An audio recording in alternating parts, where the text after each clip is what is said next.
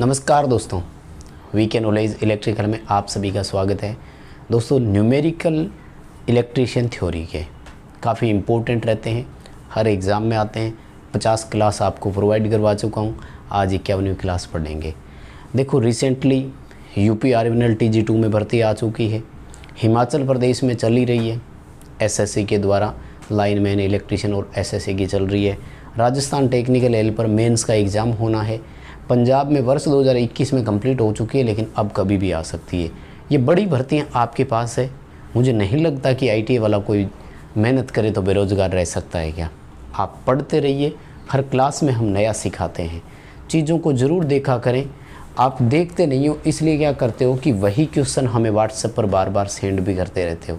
Classes देखा करो, कोई भी न्यूमेरिकल ऐसा नहीं है जो मैंने आज तक नहीं करवाया हो।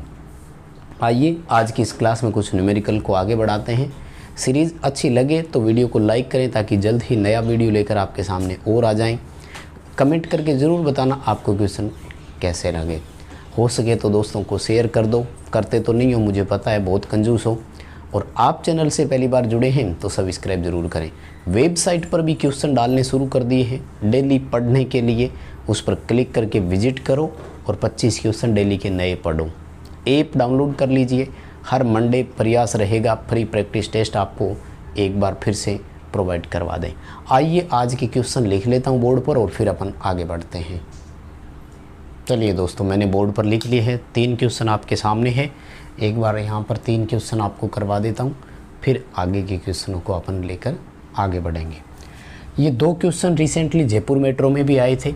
और एक बात और बताऊँ, पेपर ये जो बोर्ड पर आप क्वेश्चन देख रहे हैं ना, वास्तव में ये एग्ज़ाम ओरिएंटेड क्वेश्चन है। आजकल इसी तरह के प्रश्न आते हैं, आप इन्हें आसान मत समझिए। हर बच्चे के लिए चीज़ें आसान नहीं होती है। आपको आसान लग रहा है क्योंकि आपकी तैयारी अच्छी है, आपकी मेहनत अच्छी है, लेकिन ये बिल्कुल एक टॉप लेवल के क्वेश्चन माने जाएंगे। इनको आसान नहीं बोलना है और ये पेपर में क्वेश्चन आते भी हैं। देखो, सवाल नंबर 1 क्या कह रहा है, पूरा पढ़ करके बता देता हूँ एक बार। 200 एम्पियर आवर्स कैपेसिटी की एक बैटरी है जिसकी रेटेड वोल्टेज 12 वोल्ट है। वो कितनी एनर्जी डिलीवर करती है, हमें ये बताइए। बैटरी के द्वारा प्रदान की गई ऊर्जा की गणना करनी है। पहले क्वेश्चन का आंसर यहाँ करवा रहा हूँ दोस्तों, देखिए, है ना। 2 बड़ी बातें हैं। ऊर्जा के बारे में आपको क्या ध्यान में रखना है, देखो यहाँ से आपकी थ्योरी भी मजबूत होगी। एक बार अभी रिसेंटली पेपर के था, कौन सा क्वेश्चन मुझे पूरी तरह से याद नहीं है। हाँ, ये दिल्ली सब कोऑर्डिनेट वाला था, असिस्टेंट मैनेजर या असिस्टेंट इंजीनियर का था। ऊर्जा का फॉर्मूला पूछा हुआ था। मैंने कितनी बार बताया है कि ऊर्जा बराबर पावर इनटू टाइम होता है। क्या होता है? पावर इनटू टाइम, यानी शक्ति इनटू समय। अब प्रॉब्लम ये है सर जी कि ना तो सीधे सीधे शक्ति दिया हुआ और ना ही समय दिया हुआ। हमें अगर ये कहा जाए कि 100 वाट का कोई लोड है और वो 2 घंटे के लिए चल रहा है, तो अपन कैलकुलेट कर देते, वाट घंटे में उत्तर आ जाता। कोई बात नहीं। देखो, इस ऊर्जा की इकाइयाँ हैं ना, बहुत सारी है। आप कितनी मर्जी इकाइयाँ लगा दो। जूल इसकी इकाई लिख सकते हो आप, वाट सेकंड आप इसकी इकाई लिख सकते हो, वाट घंटे आप इसकी इकाई लिख सकते हो। समझ रहे हो? अब देखो, वाट को थोड़ा सा अगर आप खोल करके लिखें तो V इंटू आई तो होता है ना वाट, यानी V into I into H, volt into current into hour. अगर आपको मिल जाए तो भी आप एनर्जी के लिए इसे यूज कर सकते हैं। इस नंबर 1 क्वेश्चन में देखो, प्रत्यक्ष रूप से तो वोल्टेज, करंट और समय तीनों चीज़ें नहीं दी हुई, लेकिन हम अगर सोचें ना तो यहाँ देखो, ये रहा वोल्टेज अलग से पड़ा है, लेकिन एम्पियर इंटू आवर को इसने क्या किया हुआ है, मल्टीप्लाई करके ही दे रखा है। तो क्यों ना हम उस मान को सीधा सीधा यूज करें। एनर्जी बराबर क्या करेंगे, 200 एम्पियर आवर इंटू 12 वोल्ट की सप्लाई का आप यूज कर लीजिए। वाट आवर आपका इसका उत्तर बन जाएगा।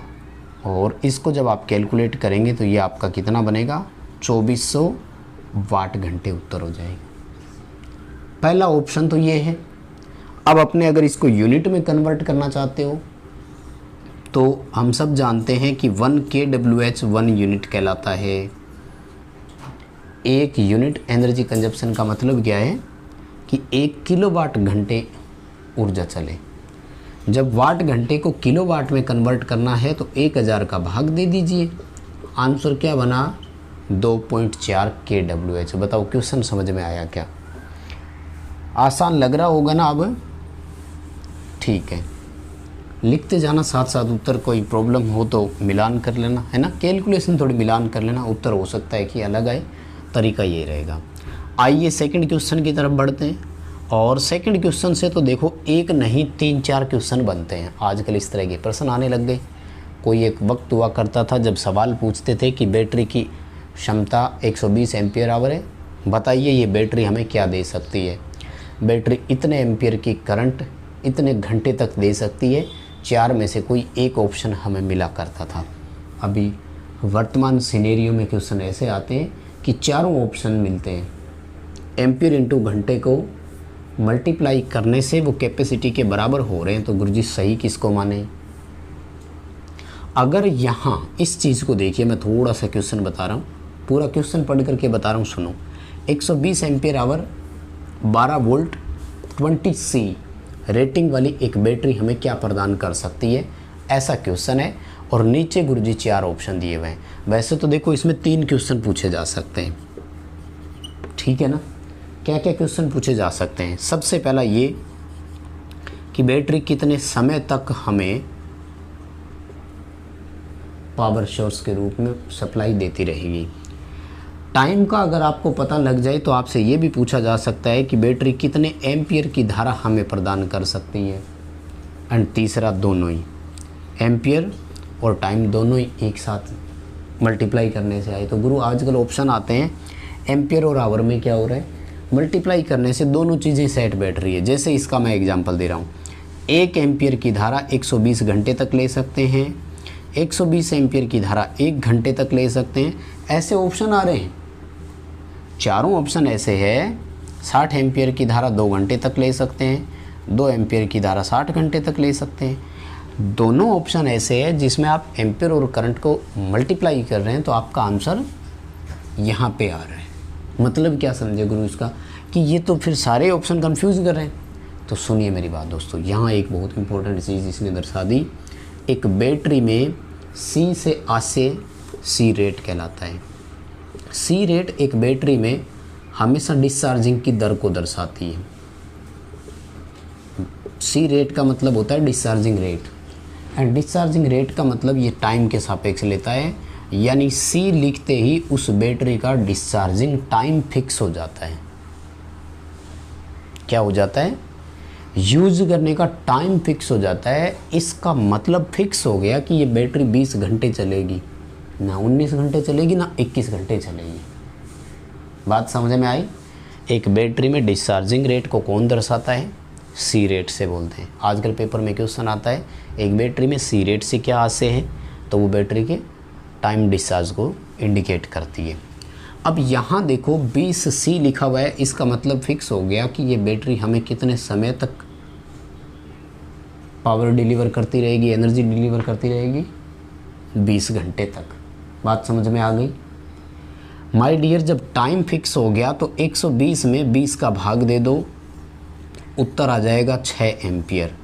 यानी ये बैटरी हमें कितनी धारा प्रदान करती रहेगी? 6 एम्पियर की। अब इस बैटरी के लिए जो एम्पियर आवर वाला रेशियो मैं यहाँ पर सेट करवा रहा था ना, तो वो आपका यहाँ पर ये सेटिंग देख रहे हो ना, इनमें से कोई भी ऑप्शन सही नहीं है, फिर ये सारे ऑप्शन गलत है।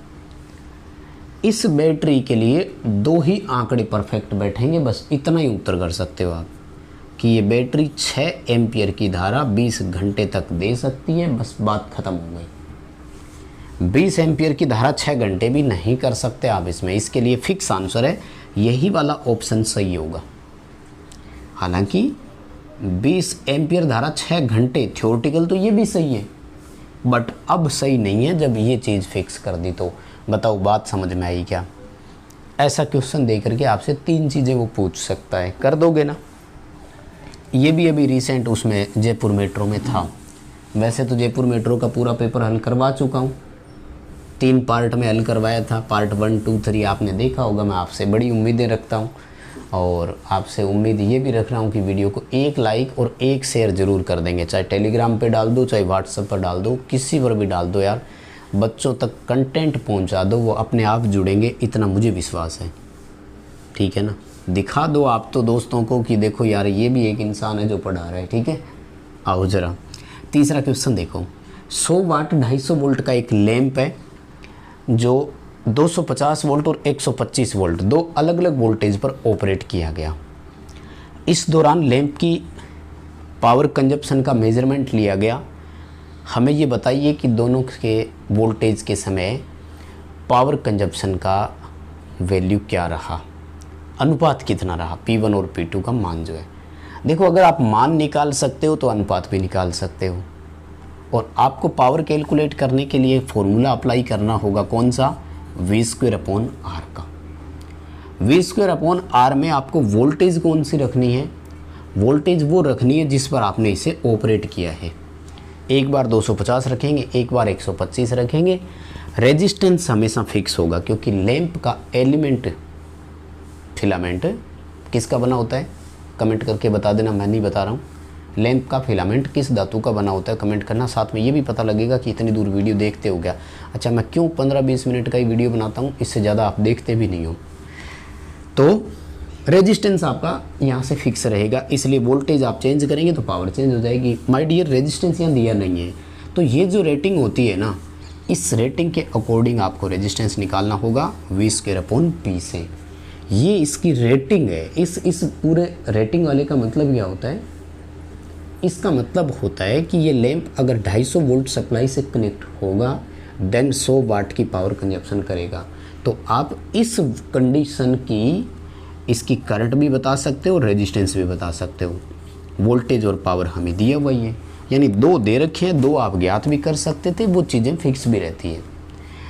अब करंट जो है ना ये बदलती रहेगी, फिर इसकी पावर जो है वो बदलती रहेगी बाद में, ये वोल्टेज बदलेंगे क्योंकि ये देखो रेजिस्टेंस फिक्स है, प्रतिरोध फिक्स होता है, वोल्टेज जैसे ही आप बदलोगे तो करंट और पावर दोनों बदलती रहेगी।